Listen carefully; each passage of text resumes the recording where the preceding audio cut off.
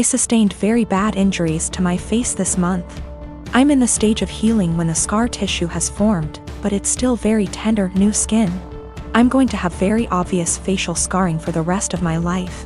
The injury starts about an inch above my hairline, goes down over my brow so that on part, hair will not grow. It continues down my cheek where it is deepest. I'll always probably have an indentation in the fullest part of my cheek. Then it continues to my jawline. In some ways it's okay. I'm happy it's just cosmetic damage. My friends are super reassuring, telling me how badass and sick it's gonna look. They say I'm still as hot as ever, now a little more sexy and mysterious.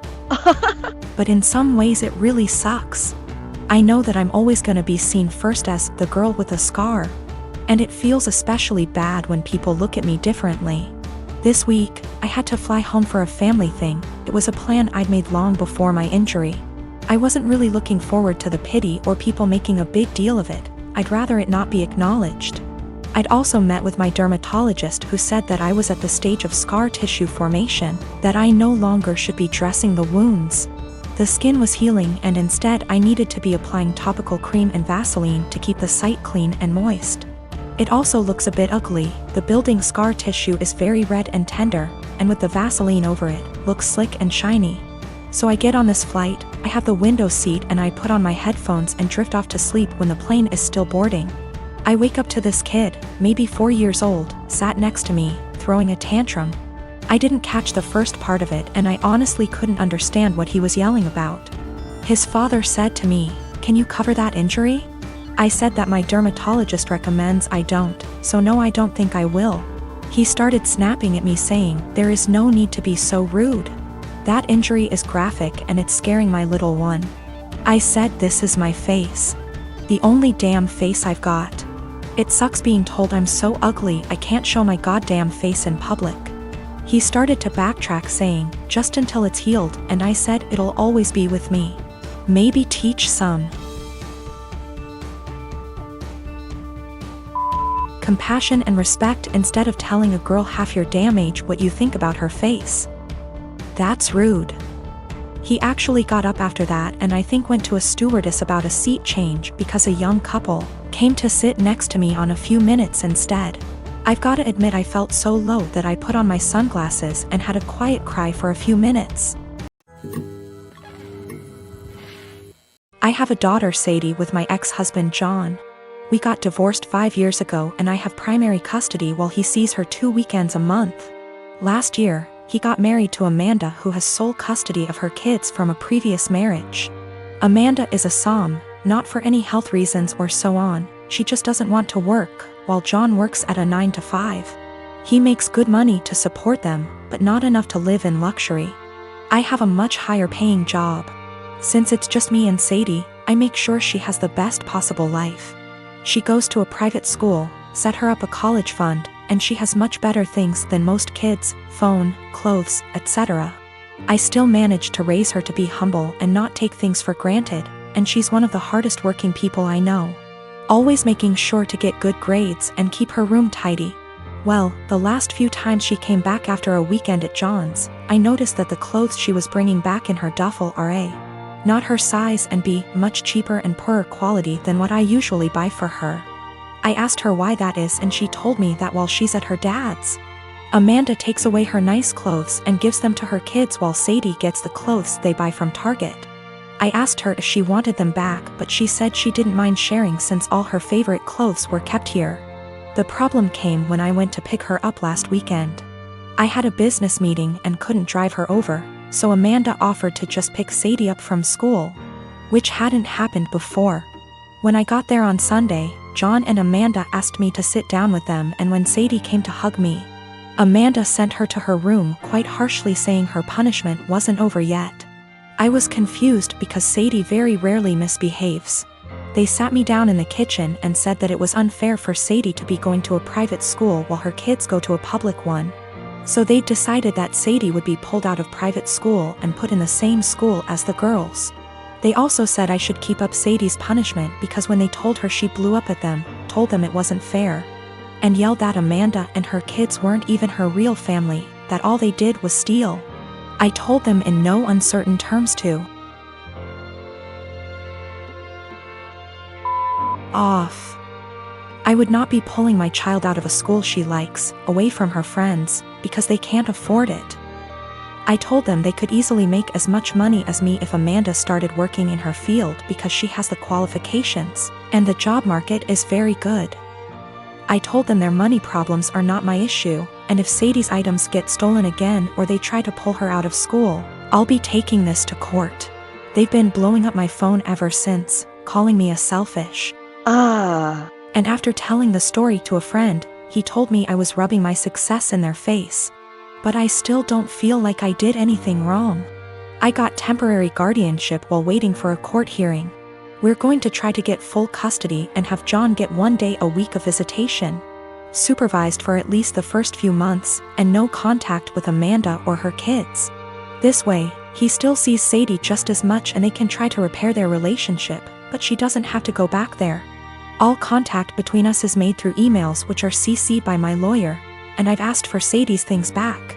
I've talked to Sadie and we've decided that she's going to try therapy for a little while to help deal with everything that's happened.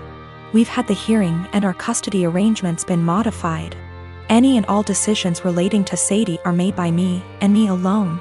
John has supervised visitation once a week.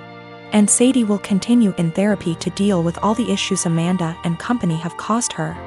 They tried to push for 50/50 custody split on grounds of alienation. So me trying to put Sadie against her father. But we made it clear from the start that we wanted to keep Amanda and her children away. And wanted supervision only because we don't feel safe leaving him alone as of yet, but that we were open to modifications. Thanks to that, the proof of stealing, and Sadie's therapist's testimony, their claim was thrown out pretty quickly. Amanda's pissed, and has tried to contact me and Sadie, but I made it clear to her that if she keeps harassing me or my daughter, I'll have to make this known to the authorities.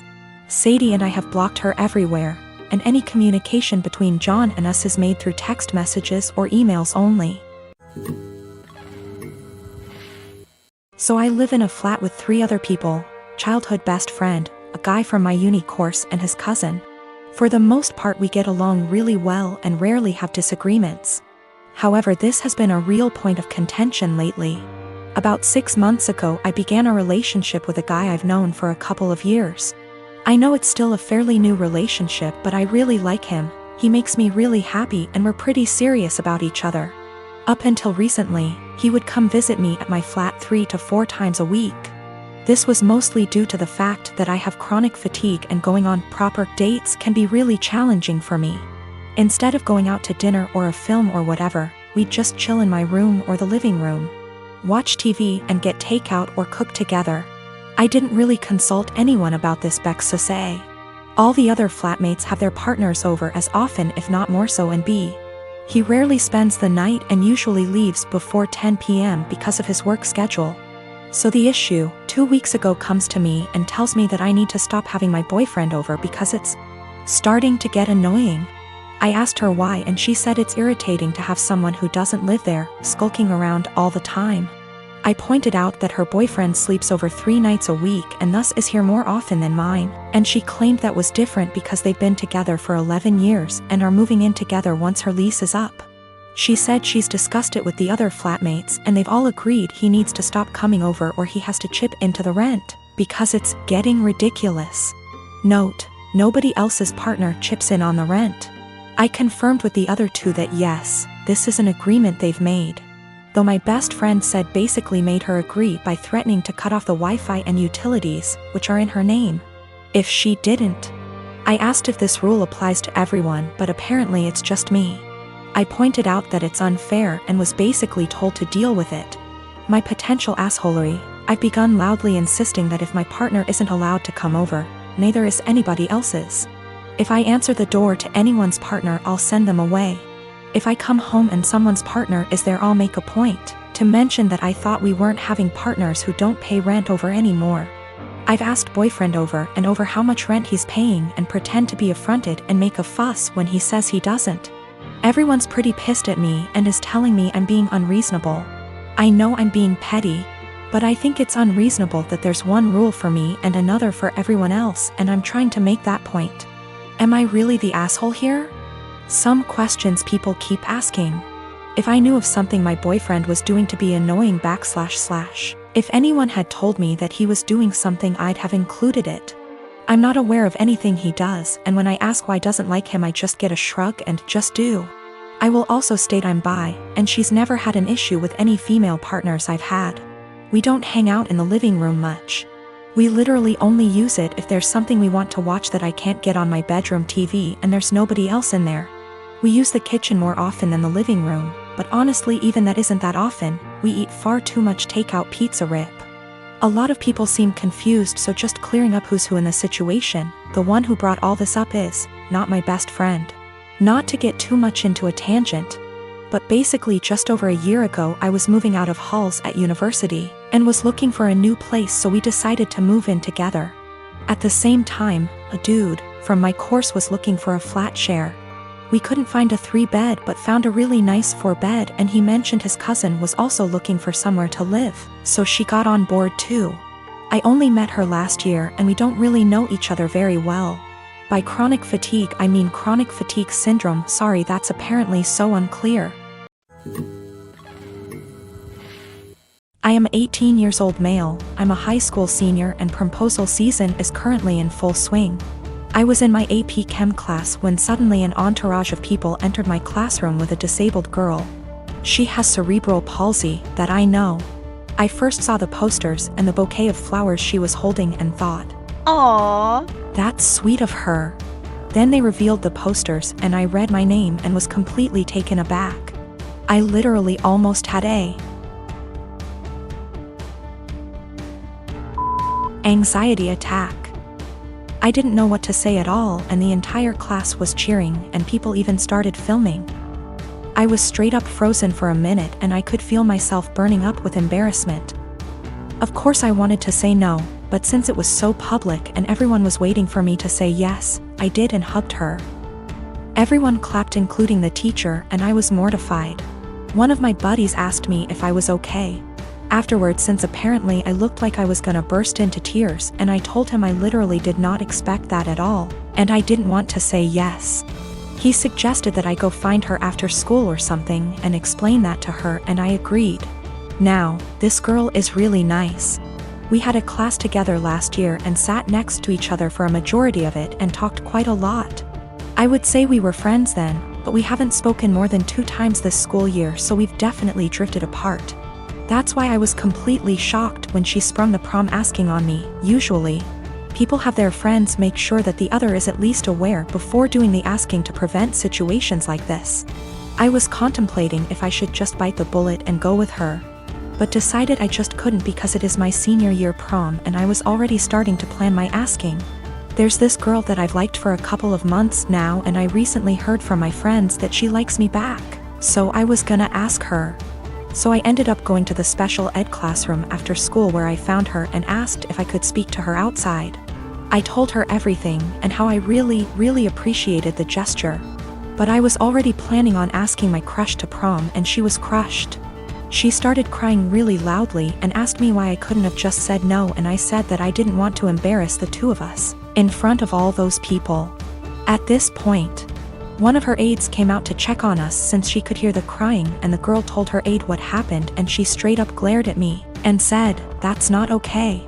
Now I feel like absolute shit.